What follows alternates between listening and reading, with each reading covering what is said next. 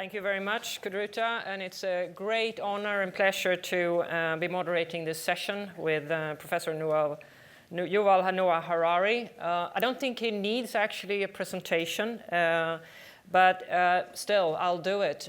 Historian, philosopher, best-selling author of books like *Sapiens: Brief History of Humankind*, *Moderator: A Brief History of Tomorrow*, and *21 Lessons for the 21st Century*. 45 million books sold in 65 languages. That's a tall order to try to reach. He's considered one of the most influential public figures of our time in today. Listening to Professor Harari is fascinating. I promise you will have some chances to ask your questions and thoughts directly to him. But I sit in this chair, so I get to start. He has a wonderful take on history, I think. He says that history is not the study of old things, it's the study of human change. And I think we have alluded to that a lot this afternoon, that the artificial intelligence and also other technological changes or possibilities really lead to possible changes.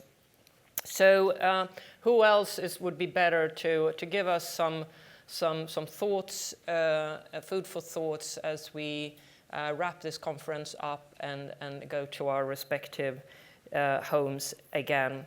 So you all, great to see you here. We have discussed at this summit where AI is going, where financial firms and central banks are planning to hope to do with AI, but also how they're planning to manage risks that they can see stemming from AI. And I hope we can have a discussion around sort of zooming out from the world of AI and the financial world and think about more opportunities and threats for our broader society.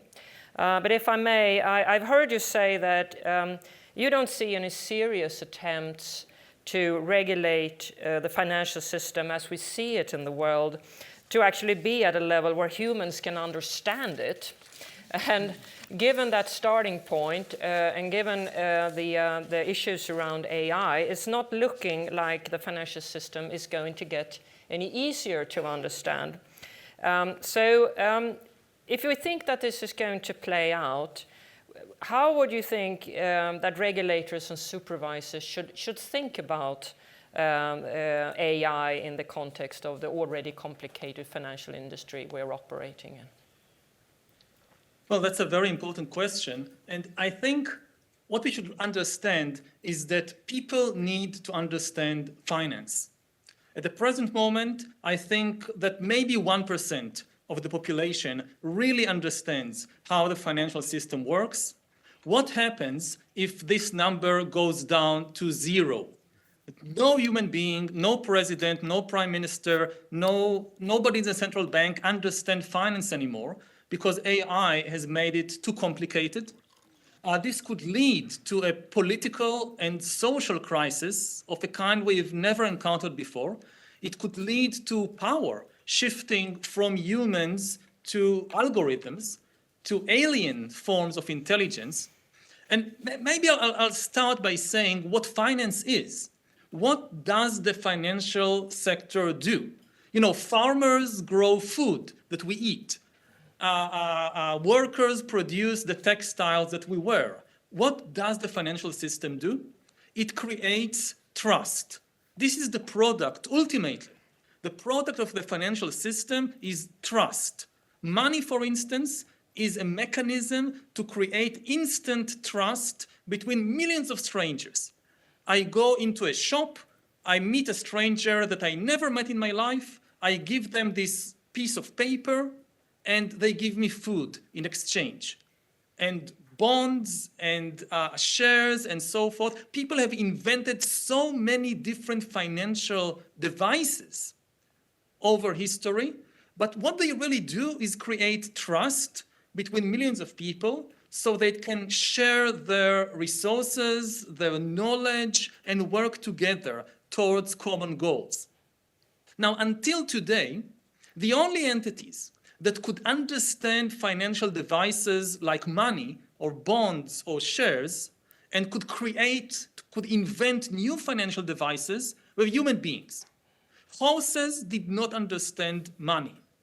We bought and sold horses for money, but the horses didn't understand money, which is why they couldn't, for instance, unite 1 million horses together. Now, AI is the first tool that we created that can actually understand finance better than us. Because, finance in the end, it's the easiest thing for an AI to really understand. It's only data. It's only information.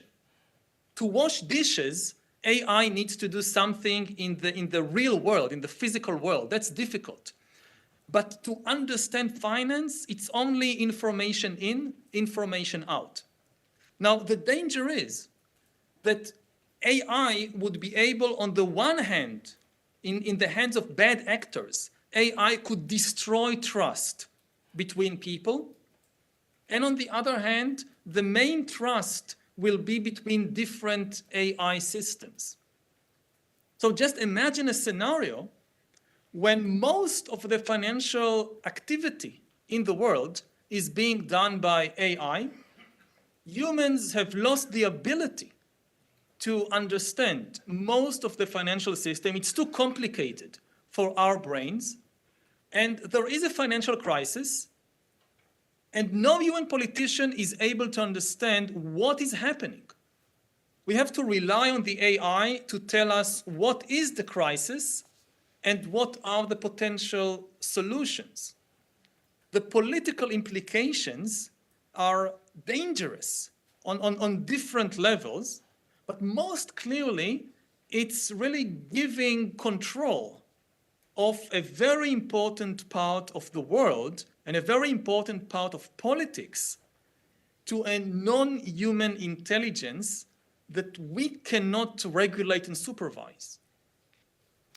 So I take from this that this is a very sobering message. So let's unpack that a bit further. You can say that, okay, well, only 1% perhaps understand the financial system. I would claim that most of us happily step into an aeroplane having very vague understanding of how that works, but we trust that people who don't even know each other, we certainly don't know them, take us from A to B without the plane crashing. But it sounds from what I hear you saying that this last percent, if that goes down to zero, then we are all in deep trouble. And one way to create a catchphrase from what you're saying is, no further AI without further trust. And I would say that we might be in a lucky situation that we are at the early phases of exploring AI, or at least for the moment assume that. You have warned that if we're not careful, decision makers in the future might sort of be reduced to puppets and the real decision makers are just algorithms. But if we don't want to get on that path, history is not sort of, or if the future is not sort of predetermined, we can actually decide where we want to go. What do you think we need to do now with the tools we have at hand to make sure that we don't end up in that situation, neither in the financial system and certainly not when it comes to decision making as a whole in our countries? We need to prevent AI from becoming completely unfathomable. Mm-hmm. That if we give it a lot of power to make decisions about human beings, about human society, we need the ability to understand it and to regulate it. This is the crucial condition, and there is a very big difference between a situation when 1% of humanity understands something and 0%. That's a very big difference, and your example with the airplane is perfect. I mean, yes, this is why we have experts. We trust experts in many different fields, with airplanes, with medicine. It's the same with finance. We don't need everybody to understand everything. This is really impossible. But if you think about, for instance, the one of the last big financial crises, the one of 2007, 2008, it started with a failure of regulation over new financial tools, new financial devices, the CDOs, that some very, very bright people invented, but almost nobody understood, and therefore there was an oversight of regulation. Now imagine a situation maybe in 10 years when AIs create a new financial device which is orders of magnitude more complicated than CDOs. You need to go over trillions of data points to understand this financial device. We can't do that, but the AIs can. For a couple of years, it works perfectly well. It generates a lot of trust. It generates economic growth, profits, and then something goes wrong. And nobody knows why. And again, we can ask the AI to tell us what has happened and what to do about it. But this is a very dangerous situation. And also, even if it gives us good advice, it raises a question about whether the public will continue to trust the political system. Like, you vote for politicians who are supposed to make these decisions, but they are no longer able to understand what is happening. We already are in a situation when the public is losing trust in experts, in politicians, in democratic institutions. This could really exacerbate this crisis of trust between the general public and the supposed experts and politicians that hopefully understand what is happening and regulate it. So going to your role, your day job as a distinguished historian, I mean, I get that there's risks around artificial intelligence. We could possibly be the greatest transition that the world has faced. But as an historian, you know, this is not the first big transition we have seen in the world. Perhaps the biggest, but certainly industrial revolution, general purpose technologies, the advent of modern democracies were pretty groundbreaking shakeups. A couple of revolutions thrown in and wars, pretty serious shakeups. So I guess my question to you is that what can we learn from the past here to try to avoid having to land in that sort of situation that you're warning from? As an historian, are there good examples from history where people actually manage to avoid getting things too wrong and that we can take inspiration from? Yeah, I think humans are extremely adaptable. And, you know, everything we invent has both negative and positive potential. You invent a knife, you can use it to murder somebody, or to save their life in surgery, or to cut salad. So there is always both of these potentials. And over time, humans learn the dangers and they understand how to employ the technology or the new structure in the best way. The problem is the transition period. The problem is the path. Even if in the end we get it right, on the way there, we often have to go through dangerous and failed experiments. So let's take the Industrial Revolution as an example. That when machines started to transform the economy and society in the 18th century, the 19th century, there are a lot of doomsday prophecies about what the machines will do. And looking back from 2024, we can say that in the end, we got it more or less right. We learned how to use steam engines and electricity and trains in order to build more prosperous and even more peaceful societies than in the 18th century. But the big problem was the failed experiments on the way. Modern imperialism, for instance, was a very big failed experiment in how to build industrial societies.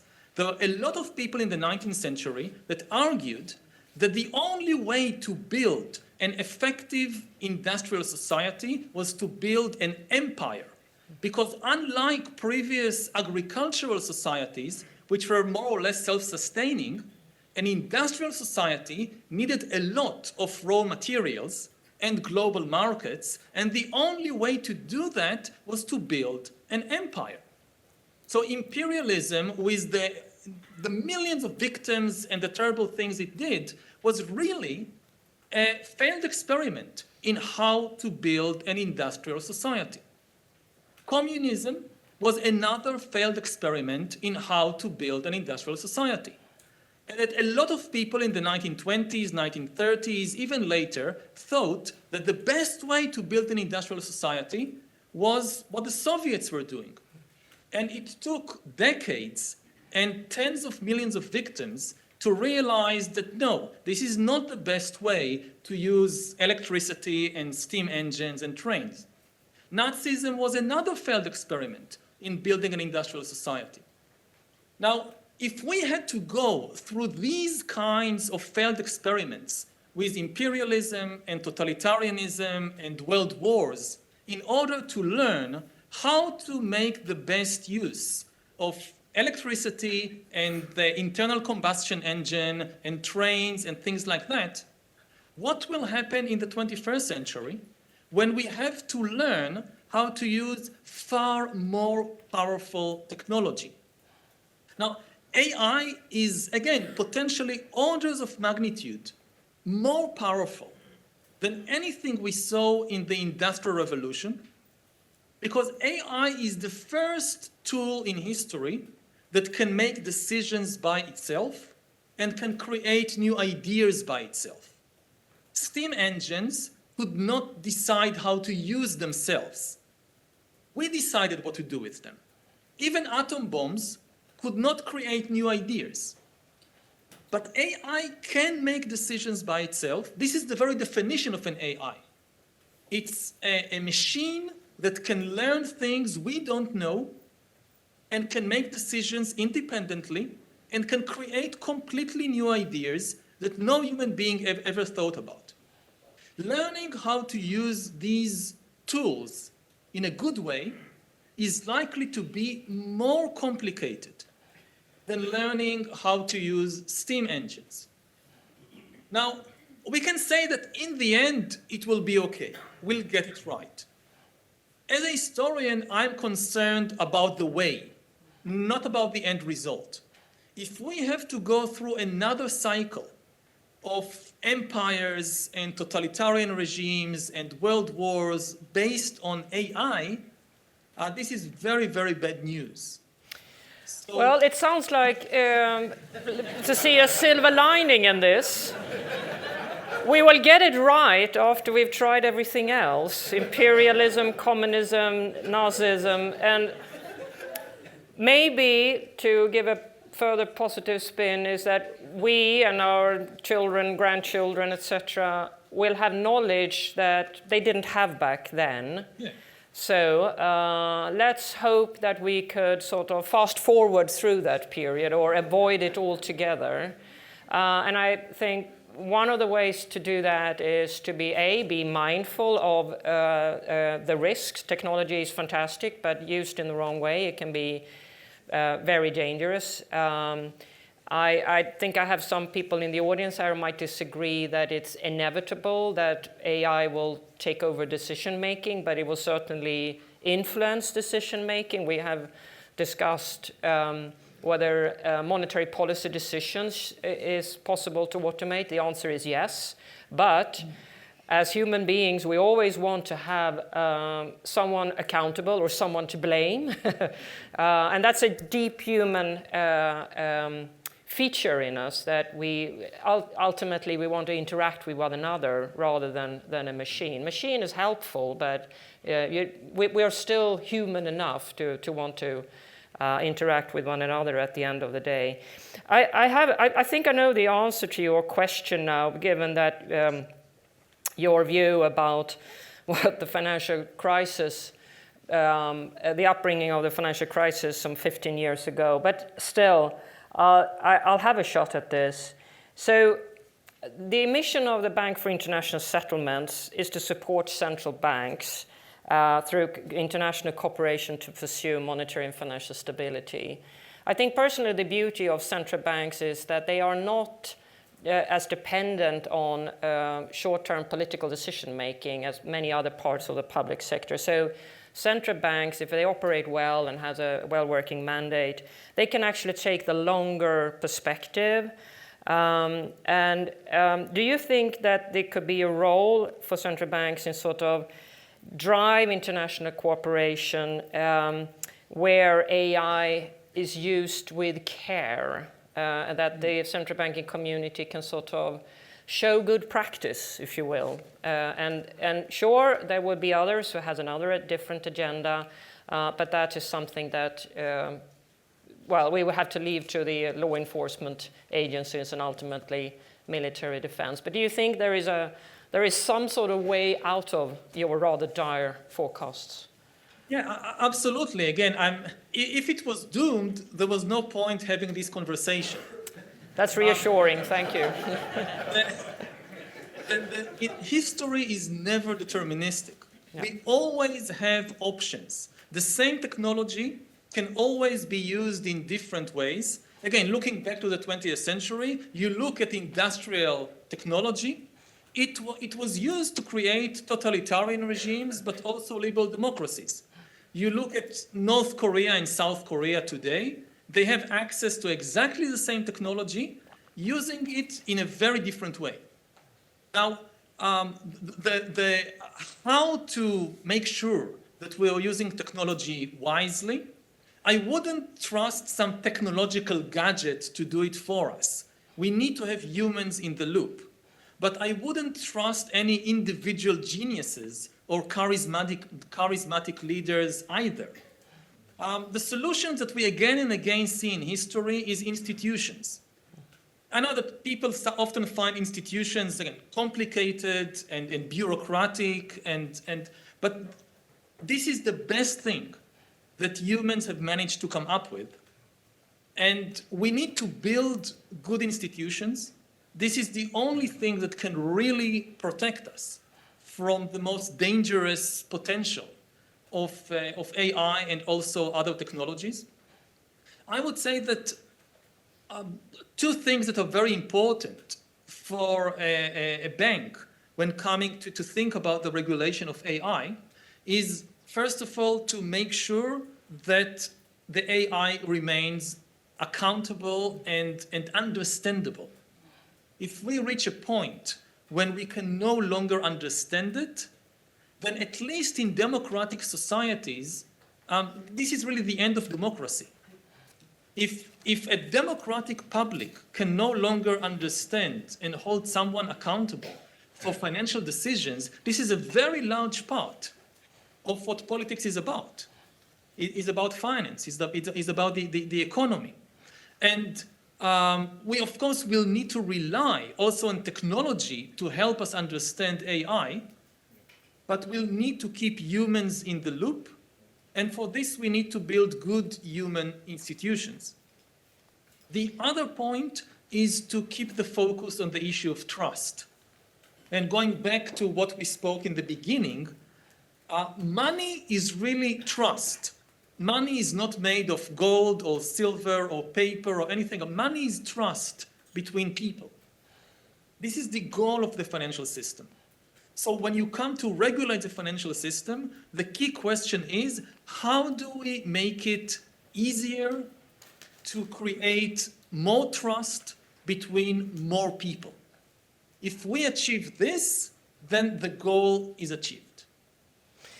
You said we should keep humans in the loop. I think we should be more ambitious than that. And let me, before I open the floor for questions from the audience, just point out one thing that is, I think, strong characteristic of humankind, which is that we have dreams, and some things that we do are not entirely rational, and some things can be outright a bit crazy or be revealed as a pure accident.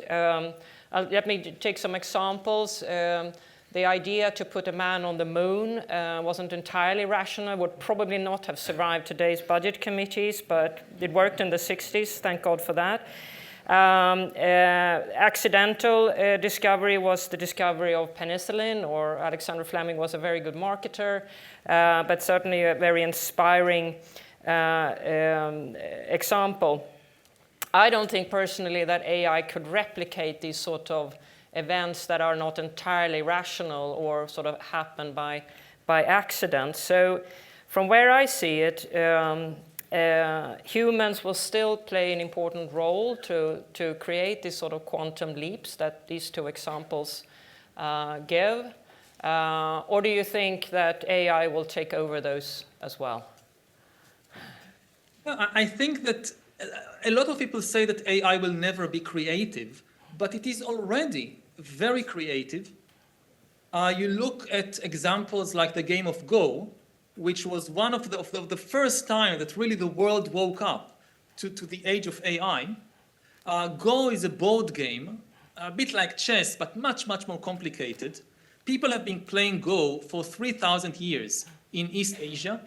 It has been considered for thousands of years one of the most important art forms that every cultured person should know. Entire schools of thought about how to play Go and different strategies. Then AlphaGo came along, and within a few weeks or months, revolutionized the game. It started playing Go in a way that no humans ever thought of playing for 3,000 years. What became clear is because we are organic beings that evolved by evolution, our imagination and the way we think is limited to, let's say, a certain area within the landscape of playing Go. And for 3,000 years, we only explored this limited landscape, this limited area. AI is not organic. It doesn't think like a human or a chimpanzee or a dog. It makes decisions in a completely different way. And within a very short time, it started exploring completely new or alien areas within this landscape of Go. What's true of Go is true of more and more areas in science, in art. You know, AI is now composing music. So people say, yes, but it only learns from previous human symphonies and poems and songs. That's true for now, but this is true of us as well. A human composer also relies on previous experience or previous exemplars. But already now, AI is beginning to explore new areas in the landscape of music. And maybe most important to understand is that AI is just a tiny baby. The AI of today is just if you think again in evolutionary terms, it's like we are 10 years from the beginning of organic evolution on Earth. If you go back 4 billion years ago to the beginning of organic life, so think that you're 10 years from the emergence of the first life forms. And can you even envision dinosaurs or human beings? Now, AI is just beginning, but its evolution is much, much faster than organic evolution. It is millions of times faster. So if the AIs of today are like amoebas, we might encounter the AI Tyrannosaurus Rex within a decade or two. And we have no idea what it will be capable of doing. Again, all these discussions of AI, 10 years ago, nobody except a very small community of experts was talking about AI. So think about the previous 10 years and try to imagine where we will be in 10 or 20 years.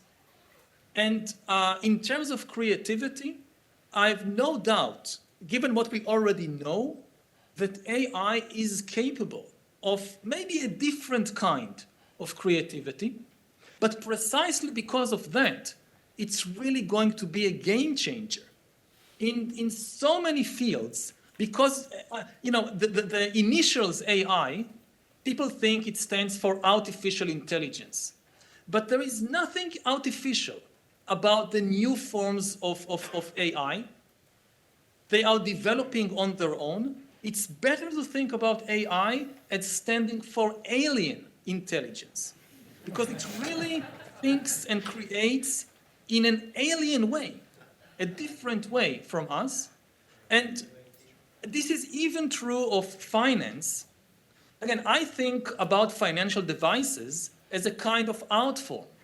The first person who came up with the idea of a bond or of a currency or of Bitcoin, this is a sort of art. It's very creative, very imaginative. So I think we'll see AI creativity also in this field coming up with new types of financial devices that no human being would ever imagine creating. I would say that those financial products that you pointed out to, they came up because they satisfied someone's need. And I think that is something that is hugely important among human beings, that we are very good at figuring out, A, what needs do we have, do we want to satisfy? And sometimes we don't know that we had needs that we wanted to satisfy, with Steve Jobs with his iPhone, the Explorer. But I'm more optimistic than you, and I'm going to stick to those institutions, actually, because I think I agree that those are our best way to organize and coordinate sort of AI development in a responsible way. Not everybody will join that journey, but if enough people do it, enough institutions are on that journey, I still think we have a good shot. I certainly like being an optimist more than anything else. But let's open up the floor for questions from the audience. And please state your name. And I think we have a new record in the number of... So let's start with the gentleman up to the left side. And please state your name first and then your question to Professor Harari. Thank you, Cecilia. My name is Hiren. Thank you very much to Professor Harari as well. It's been really privileged listening to you. So my question really goes in the same vein of our recent discussion is about human versus AI. The human is more intelligent, ingenious form, right? I mean, it's an organic form. We know how to sustain, and we sustain over last years, the climate crisis, so where we are today, and if you look at the future, we cannot look at the AI in isolation, right? There are other external factors to play, and in particular, the climate, right? The sustainability aspect.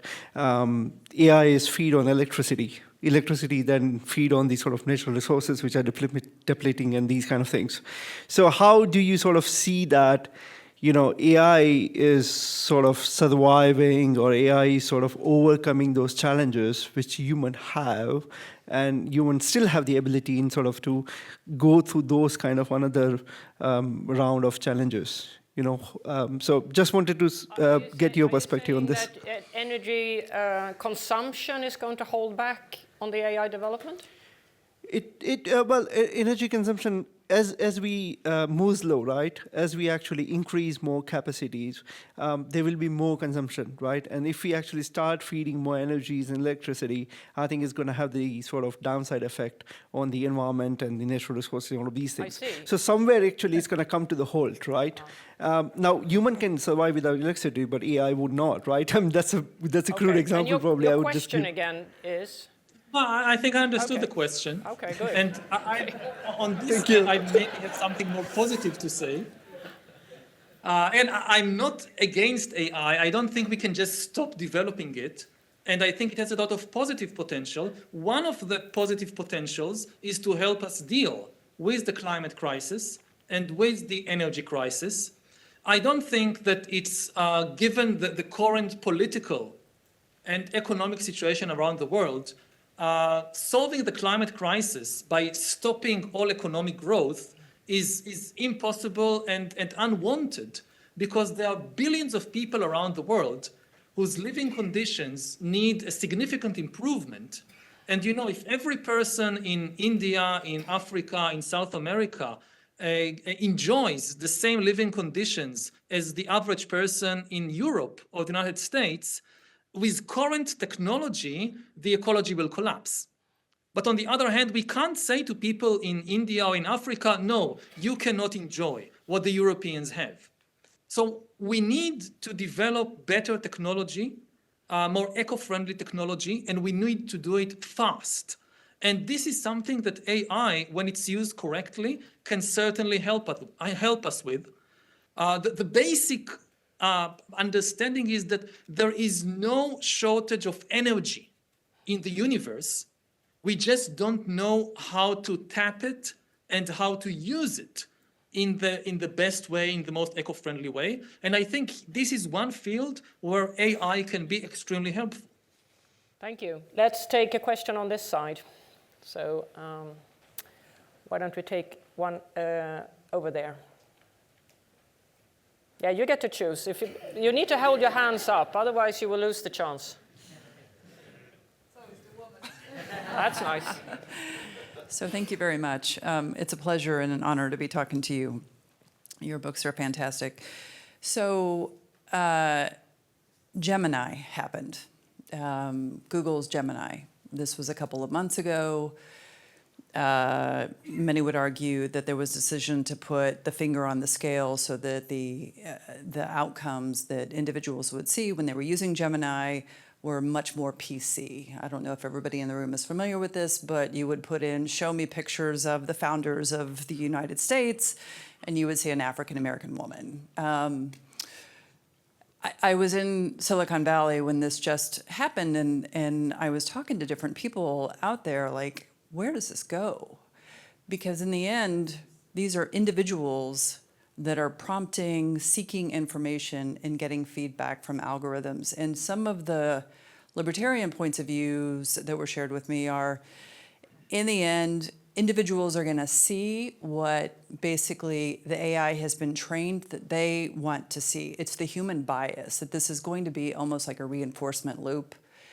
And I'm trying to, and so then the next question is, so, okay, in the United States, we have the Southeast, where we see lots of people of a certain race, and other places, right? Like, where does this go? And so I continue to poke at this question, and I'm trying to reconcile it with what you're saying about its trusted institutions, because I'm having a hard time seeing how this sort of plays out in a way that isn't what we're all afraid of, humans attacking each other.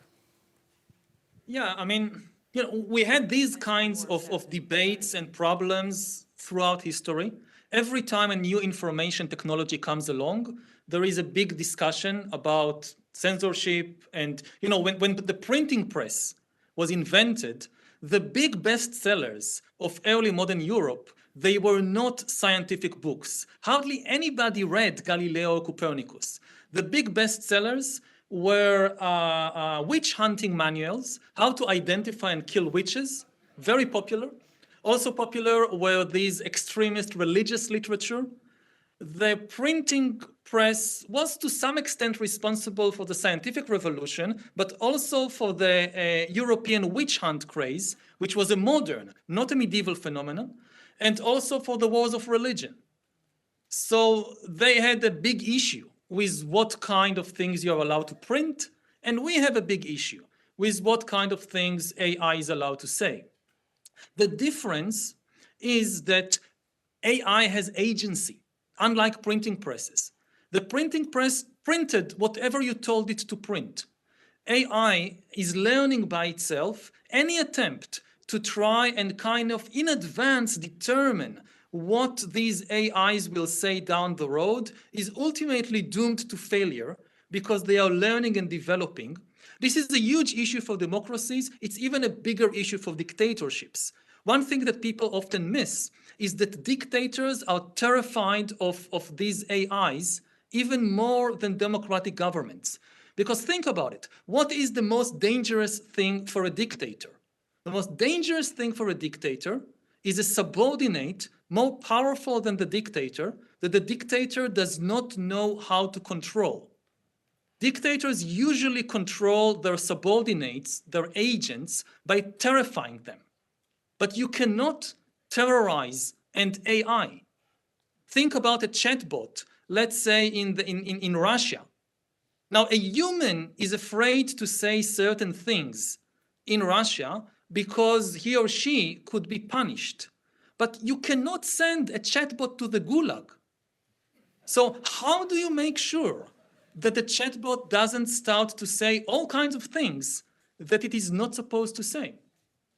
And there is, in essence, it's a new challenge for all kinds of human regimes, because it's the first time in history that regimes, either democratic or dictatorial, need to figure out how to control agents, entities with agency, which have no emotions, which cannot be terrorized or punished or whatever. So it's going to be a very interesting ride for all governments around the world, how to deal with this issue. No doubt. Let's have one last question on this side. Vincent, you get to choose again. Or if you can combine your questions, maybe you can coordinate there. Yeah, we'll see. But these two are your last chance. My name is Fabio, and I make it very short. I liked what you mentioned. Money is trust among people. And the goal is to have more trust with more people. Could you elaborate a bit? What would be the best next action to reach that goal? And maybe as a side remark, is this maybe the chance to overcome the concept of nations? I don't think we need at this stage to overcome the concept of nations. Gentlemen at the front, do you have a related question or something completely different? I do. Actually. Yeah, all right, fire away. Because nations, I think, in your terminology, on your thought, would be fictions. On a related note, the space that the human Go player can operate in is limited by its evolutionary biology and so on, right? Whereas an AI is not. The fictional constructs that we can come up with as human beings are limited by our evolutionary biology as well. But an AI is not. Could there be fictions that could result in human flourishing, which far exceeds that which we could come up with on our own? And are we morally obliged, therefore, to give up to our robot overlords and allow them to determine what the fictions should be that we are then pursuing to maximize human flourishing? All right. The end of nations and, sort of the end of humans. Yuval, have a shot at this, please. The short answer is no. Very dangerous to just trust the AIs. Yes, they can create completely new kinds of fictions, but fiction, again, it can be helpful, it can be very dangerous. Nations are a good example. Yes, nations is something that we created in our imagination. They exist only in our collective imagination. They can be very dangerous if we don't know how to use them, leading to wars and conflicts and so forth. But they are also, so far, one of the best inventions, one of the best creations of humanity, because nations enable us to go beyond the immediate circle of friends and family that we know personally and care about millions of strangers that we never met. You know, patriotism, in its best form, what patriotism means is that I'm paying taxes so that strangers on the other side of the country will get good health care. This is patriotism. And people who imagine that without nations, we would be living in some kind of utopia, no. At present, we would just disintegrate into tribal chaos, with people caring only about their immediate friends and family. Yes, we need to find ways for nations too to cooperate between them, but this is the key, not to abolish nations. We are not there yet in terms of what we are capable of historically. The question is, how do we make them cooperate instead of fighting each other? And here, yes, we need new imaginative creations, also in the field of finance, which, again, should focus on building trust. So to take one famous example, when I look at Bitcoin, as a historian, I don't like it, because this is a money built on distrust. The central idea of Bitcoin is basically electronic gold, that we don't trust the banks, the governments, so we don't want to give them the ability to create as much money as they like, so we create this Bitcoin. It's a currency of distrust.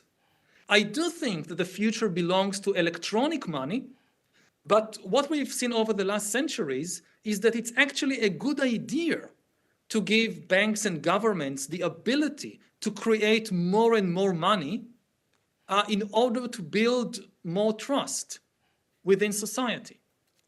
So I'm not sure what money would look like in 20 years or 30 years, but I hope it will be a currency of greater trust and not a currency of distrust.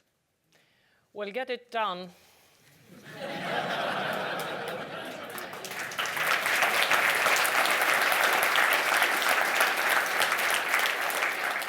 And it's also reassuring to hear that institutions has a future and countries has a future. That will be happy dreams for me tonight. And we're going to talk to you at some point in the future and hope that we are still here in flesh and bones and not in our algorithmic forms. Thank you very much, Professor Harari. I can say that I have a very happy audience in front of me, and we're giving you a hand from us.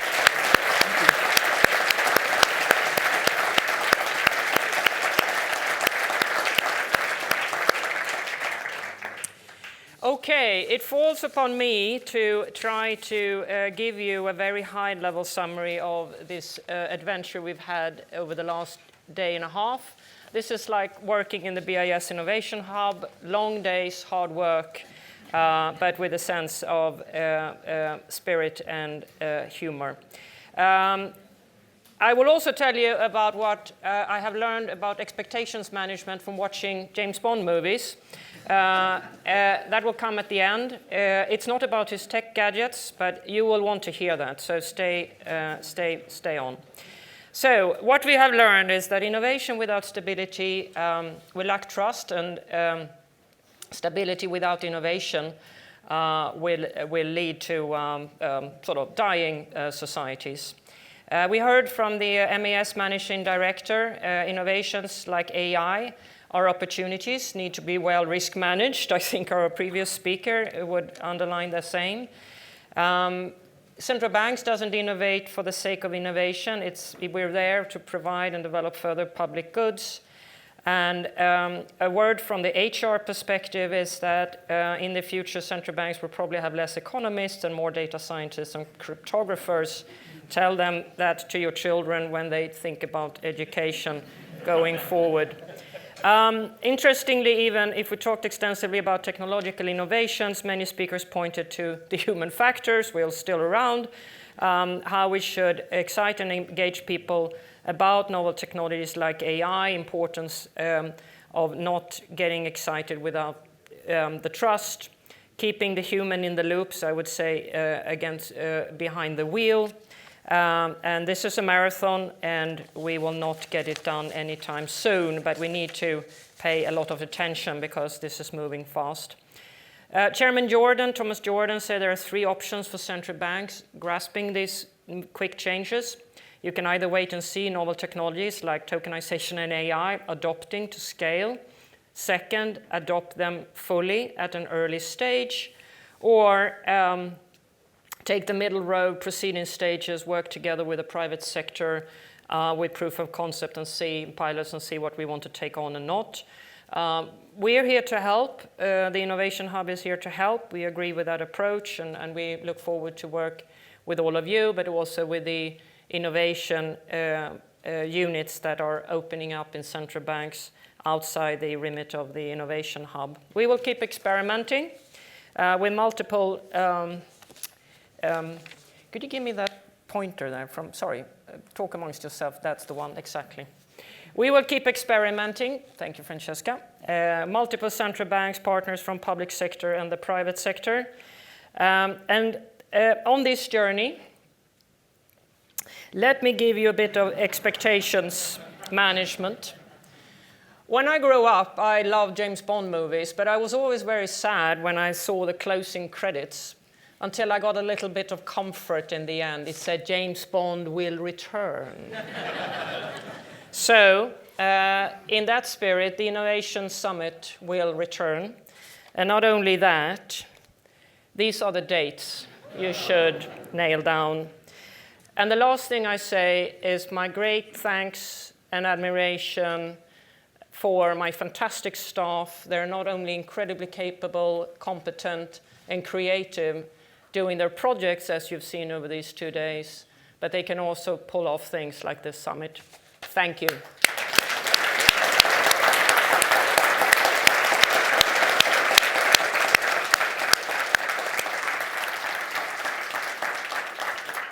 This session is now closed.